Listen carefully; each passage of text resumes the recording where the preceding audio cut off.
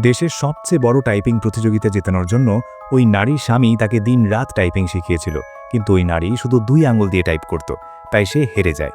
এরপর তার স্বামী সিদ্ধান্ত নেয় এবার সে তাকে 10 আঙুল দিয়ে টাইপ করতে শেখাবে। সে প্রতিটি আঙুলে টাইপরাইটারের মতো রং লাগিয়ে দেয়, যাতে কোন আঙুল কোন বাটনে যাবে তা মনে থাকে। তারপর সে তাকে পিয়ানো বাজানোও শেখায়, যাতে আঙুলগুলো তাল আর গতির অনুশীলন পায়। টানা 7 দিন কঠোর পরিশ্রম চলে। 7 দিনের মাথায় সেই নারী আবার একই প্রতিযোগিতায় ফিরে আসে। এবার সে প্রতিটি রাউন্ডে জয় পায় এবং সরাসরি ন্যাশনাল লেভেল পর্যন্ত পৌঁছে যায়। জাতীয় পর্যায়ের প্রতিযোগিতায় সামনে ছিল সেই মেয়ে যাকে আজ পর্যন্ত কেউ হারাতে পারেনি। বাঁশি বাজল, প্রতিযোগিতা শুরু হলো।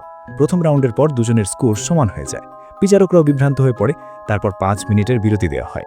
লোকজন শুনতে পায় তার স্বামী তাকে বলেছে, এত প্র্যাকটিসের পরও সমান। এই কথা শুনে সেই নারী ভেতর থেকে জ্বলে ওঠে। সে রাগ ভরে নেয় নিজের আঙুলে এবং টাইপরাইটারের উপর ঝাঁপিয়ে পড়ে। ফলাফল, সে দ্বিতীয় রাউন্ড জিতে নেয় এবং সারা দেশে নিজের নাম তৈরি করে ফেলে।